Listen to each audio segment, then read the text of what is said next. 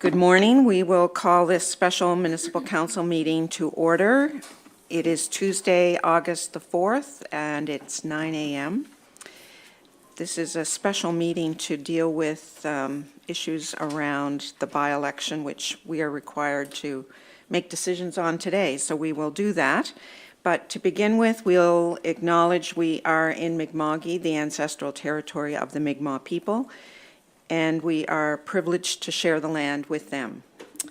We have two of our council members joining us by teams, Councillor Oikel and Councillor Moore. And with that, we have the agenda which was circulated with the materials for today's discussion. I should say, before that, I do want to acknowledge that we usually have a time for acknowledgements, but on August the 1st, which was Saturday, was Emancipation Day, and I did want to recognize that because it is the actual day in 1834 when the Slavery Abolition Act came into effect throughout the British Empire. And I know it was recognized, certainly I know some councillors did recognize it on their Facebook sites, but as a council we did not do that. So today I wanted to bring it to people's attention. We're asked to reflect, and this was recognized through an act of Parliament. We are asked to reflect, engage, and educate on the ongoing fight against anti-Black racism and discrimination. The history, and if you'll indulge me for just a few minutes, 3,000 Black loyalists came to Nova Scotia between 1783 and 1785 as a result of the American Revolution. So probably that's the largest group of Blacks who came to Nova Scotia. They pledged allegiance to the British Crown and settled throughout Nova Scotia. But in 1796, the Maroons arrived. They were deported from Jamaica following rebellion against colonial government. They settled in Nova Scotia and helped in the construction of the Citadel and Government House, and then asked they petitioned the Crown to actually relocate them back to Sierra Leone in West Africa. So those were the two largest Black groups that have come to Nova Scotia. Their descendants continue to be here in the province and have traveled throughout Canada and the world. It was Senator Wanda Thomas Bernard who championed the introduction of the Emancipation Day recognition.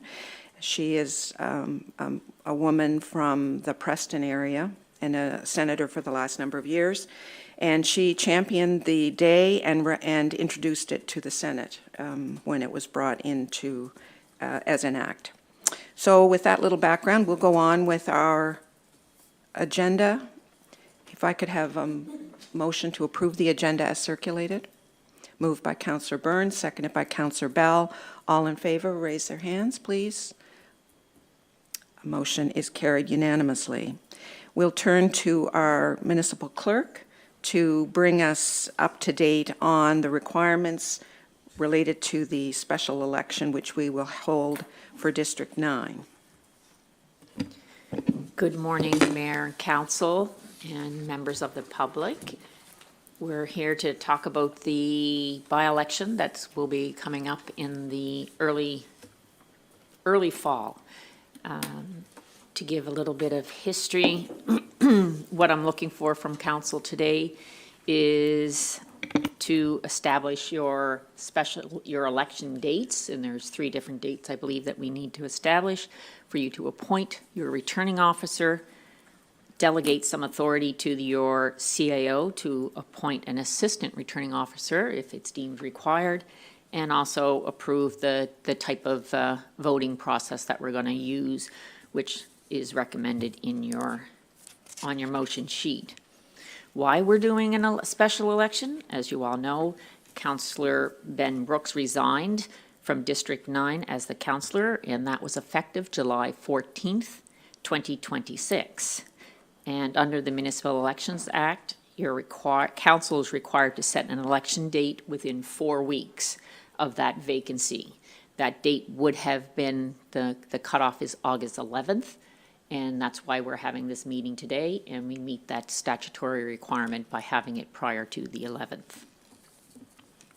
So in regards to the proposed election timeline, what I do is I work backwards kind of thing, because you have 11 weeks to create your timeline. So by working backwards, the ordinary polling day is going to be on a Saturday, which is October 17th. And that was selected because we always seem to have our elections falling when we do them for some reason. It's right around the Thanksgiving holiday weekend, so we bumped it to the following weekend to have that. Your advanced poll day the recommendation would be to begin on October 8th, and I believe that's 9 days prior to the actual ordinary polling day. And then your nomination day for the start of nominations would then land on September 22nd. So those are your key dates that you need to have confirmed under the Municipal Elections Act. Some of the administration component of the elections is you are required, of course, to appoint your returning officer. As you are aware, or you may not be aware, but Leah Zink was our former elections returning officer, and she would always be coming forward because she was appointed as the municipality's returning officer, but she has resigned. So that has left that spot open, and we figured this is the opportunity to start building capacity within the organization. And with a by-election where it's not as heavy, intense, with 10 plus a mayor election period, that doing a by-election would be a good opportunity for us to do it internally and have the clerk appointed as your returning officer. So that, and then be able to potentially carry that forward to your next election period. There's always the backup you have to have with your elections for a returning officer, because if there is for any reason that your returning officer is not able to be there for certain periods or is incapacitated, you usually would have an assistant returning officer. The assistant returning officer, we're looking at doing the same thing, potentially hiring, doing some expression of interest potentially internally to see if there's anybody internally that would start to like to learn some of that crossover in the workforce also. And that would help. That person wouldn't necessarily have to be doing elections full time during that period, but they would be asked to assist in different areas during the election period. And there would be obviously some interruptions in staff resources in the work that the staff would do, both either myself or somebody who may be assisting. The benefits, of course, of all this will meet your legislative compliance. It allows for that operational flexibility for us to learn internally, and it's also reduces some of the cost in hiring external because it would be just part of our regular roles.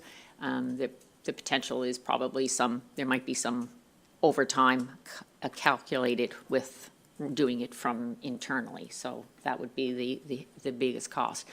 Hiring externally, of course, you're going to have to pay more for somebody to do it externally.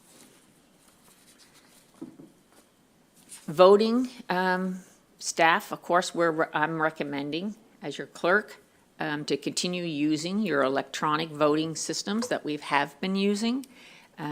It's secure, it's accessible to anybody from anywheres because it's both electronic through your online platform, and it also has a phone line capacity. In the last election, there was a higher uptake in the online this time, so we was quite pleased with that update, and our numbers had jumped from the previous election in that also.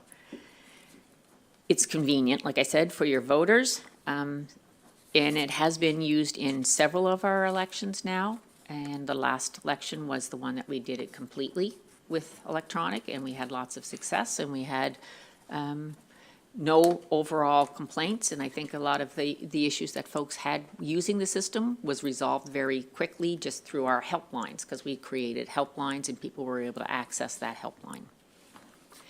It lowers your administrative costs because, of course, when you handle paper, you're adding added costs with the paper ballots, preparing the intensive poll books, the voters lists, and all those type of things. Then they have to be created, and it does add a little bit of added cost. And of course, it reduces your paper use and election materials that you would use. In your report, there is a piece on the financial implications. This is an estimate that I've been able to pull together for the budget process, which is $23,000. And you can see the breakdown of how that is broken down in the report. The key here is, of course, that this wasn't budgeted as part of your budget process. However, council does every year during budget process put $50,000. They put it into the elections reserve fund. So the monies for this election will be automatically taken from that reserve fund that you have. So there's no true implications to the budget at this time because of that funding that you've put forward each year during your budget process. Communications and the accessibility part of your plan. I have been working with the communications officer on this, and we've got she's jumped right in there and has a lot of the stuff already in the works and prepped, and we're getting we've created a section on the Engage Modal website that's going to be specific just for the election, so folks don't have to go looking for it as much as the last elections, because it wasn't very easy to find. It's not live because we've been just building it and getting it all ready, but that has been in the works, and I think we're probably, when I get back to full go here, we'll be able to fine tune that and have it ready. With that, there'll be lots of information that's going to be available through the website component. We're going to be doing a full social media campaign. There will be media releases, and notices and advertising will also occur throughout this process. So we're going to ramp it up, and it's a good test also for that whole piece for them when in 2028 when we move into an actual full election process. The key focus areas during that media and putting the information out for the public is going to be, of course, your key election dates. We're doing a section on candidate nominations section. Voter eligibility will be a priority because, of course, we're in the middle kind of the summer season, so we really need to get that engagement piece put in there. We'll be talking about the electronic voting system, trying to help mitigate some of the challenges that people might have and provide more detailed information. And of course, there'll be how they can find help and assistance, the voter assistance process. And with that, I think we have pretty much covered all of the key pieces of that. The electronic voting is one of the pieces that, I think most people will have the most questions about, so I'm happy to try to answer as many questions as I can on that. I have asked a couple questions to the provider that typically handles the election platform for us, but I have not received some of those responses back yet. But I can certainly add more questions if there's questions that others have that I haven't got an answer for. So. Okay, I think the best approach is if there's questions that we have those, and then we can go through, because there's quite a number of motions that we have to deal with. So, Councillor Hubley. Yeah, just quick. Is there going to be a dedicated line for help for the residents that might want help with the electronic process? I think you answered this, but. Yes, there is. There will be. A dedicated line? There is a dedicated phone line that will be provided for the public to call. And we would probably have it'll be a split line, that there'll be more than just one person. Okay. During the election time, when the advance poll day opens, we'd be able to then handle those calls. And we'd also, I'm thinking that we can also develop what we call the help centers to help people out during the actual voting period on the ordinary polling day. Deputy Mayor Vino. Thank you. The potential motion on the floor will be to set September 22nd as the nomination day. Will we just have one day this year as opposed to the week or two leading up to file your papers in a regular election? That's the official day that you can start filing your paper. It does flow throughout the week by appointment, and then there's the final deadline day that does go with that. So yes, it's not just one day that you need to do it. It kind of, that's the day deadline that you have to file your papers, and we do the kind of the paperwork. Yeah, it would run the exact same as the election period structure. Councillor DeLong. Thank you. So the election reserve fund, is that going to impact our budget next year? Are we like it'll be a domino effect, and we'll have to reserve more for the 2028 election? Yeah, so the way that we structure the election reserve is every year that's not an election year, we contribute 50,000 towards it. The last election was slightly less we had expected. So the fourth year, when we have the election year, is the year that we actually build out the budget. And then from there, we determine, do we need more money from general operating than the 50,000, or do we need less? So this will potentially put more pressure on your budget in the election year, but it's not anything to be concerned about. You have other factors that'll be a far bigger effect on how your budgeting goes in that fourth year of the election reserve cycle. Councillor Oikel, please. Yes, I'm just wondering whether or not there will be a location in which there will be a laptop for anyone who doesn't have access to the internet or is comfortable using their electronics. Great question, one that's very common.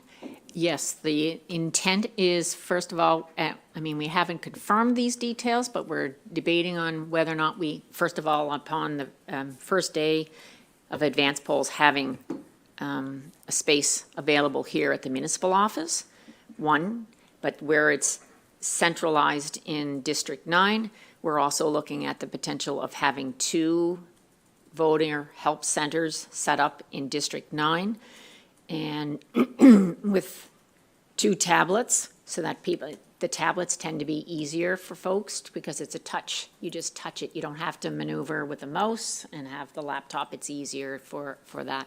So that is the intent, to have 2 voter help centers within that district for the election. Councillor Smith.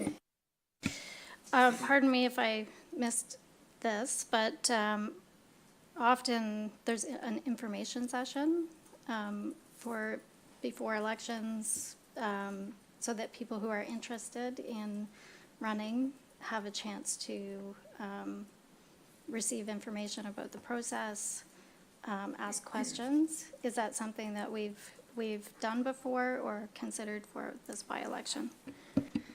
It is not something that the municipality has gotten involved in, because has always been, we try to keep the separation between the elections. I do believe in typical, and the fourth cycle elections, the province, there's a group that does information sessions for candidates and stuff.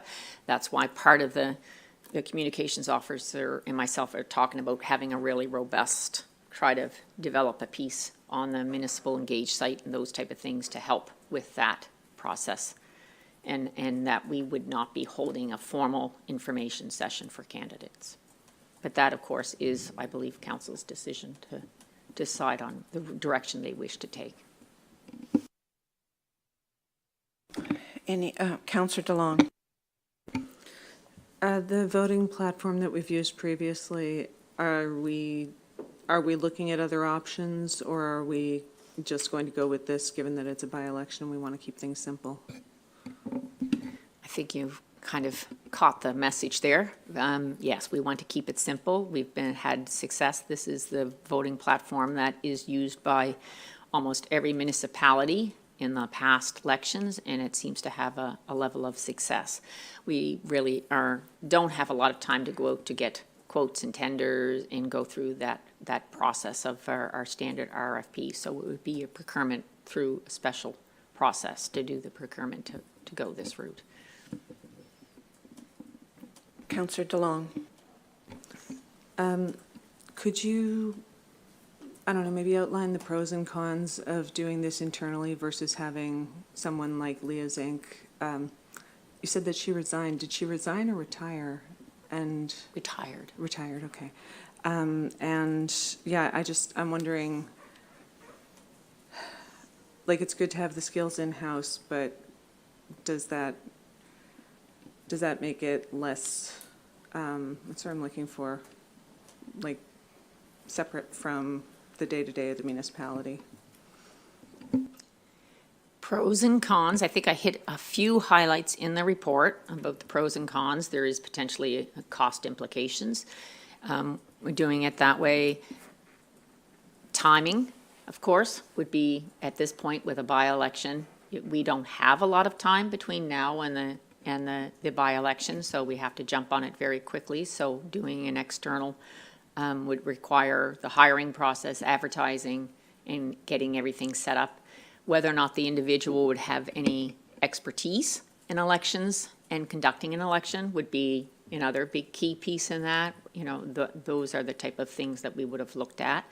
As I mentioned, the impact internally will be, of course, on my time and balancing the elections with my regular duties. Some of my duties will switch, and we do have an acting clerk when I'm not here in the office for any length of time. So some of the functionality that I would do would shift. So there would be some moving around of roles and different tasks. But, the impacts, the biggest impact I typically would see is if we had a number of FOIPOP applications or something like that comes into the organization, because that is a time-consuming thing that does occur. But we had that occur at our last election, and we managed. There was a lot of extra time, overtime, and that type of thing to get those type of things put in place. So we've been able to manage it, even with that kind of being the biggest impact on the role. So it is an easy shift of some of the functionality. Impartiality, that's the word I was looking for. Is there any difficulty in terms of keeping things separate, like external election versus, is there any perceived impartiality issue, I guess? Yeah, you can go ahead. I think April is being a little modest in her answer because she's served for several elections already. She's been deeply involved in them. The amount of time that it would take for her to train a new standalone individual to run the election would be the same amount of time that it will take her to actually run the election herself. And we are well set up internally to accommodate those changes. In terms of impartiality, this is the way that elections are run in municipalities across the provinces, across the province. So lots of municipalities simply appoint their clerks or other individuals on staff. Larger municipalities may decide to appoint an external, but it's more a workload rather than an impartiality feature. The impartiality comes from a separation between the elected officials and the staff. So the staff administer the elections versus the elected officials who are participants in it. Councillor Bell. Thank you. Two things, please. I do think it's important to have someone internally because it's part of succession planning. If 2 years down the road April's sick, I'd rather make sure we had someone on staff that could step in or give greater assistance. That's sometimes not possible for someone who's outside the organization who may or may not be living in the area. Second question to Ms. Wynot Lonis. I do believe I know the answer, but it's my understanding that any eligible candidate from any district, someone from District 2 could run in District 9 during this election. Can you confirm that that's true? That is correct. The Elections Act does allow for anybody who meets the qualifications and eligibility as an ordinary resident in the municipality is eligible to run anywheres within the municipality. Any other questions before we start through the motions? Okay, would someone like to start with motion 1, which is in setting the date? Councillor Hubley, thank you. Thank you. To Mayor McLean-Weil and members of council, I move that municipal council set October 17th, 2026 as ordinary polling day for the 2026 special election, and I so move. And a seconder for the motion, seconded by Deputy Mayor Vino. Any discussion on the motion? All those in favor signify by raising their hands. Motion is carried unanimously. And motion number 2. Councillor Smith. To Mayor McLean-Weil and members of council, I move that municipal council set Thursday, October 8th, 2026 as advanced polling day for the 2026 special election. And a seconder for the motion, seconded by Councillor Reinhardt. Any discussion on the motion? All those in favor signify by raising their hands. Motion is carried unanimously. Motion number 3. Councillor Bell. To Mayor McLean-Weil and members of council, I move that municipal council set Tuesday, September 22nd, 2026 as nomination day for the 2026 special election. I so move. And a seconder, please. Seconder for the motion, seconded by Councillor Hubley. Any discussion on the motion?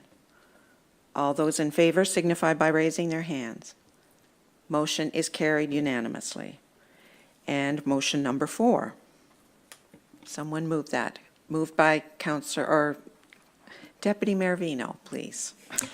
To Mayor McLean-Weil and members of council, I move that municipal council appoint April Wynot Lonis, municipal clerk, as returning officer for the 2026 special election, and I so move. And a seconder, please.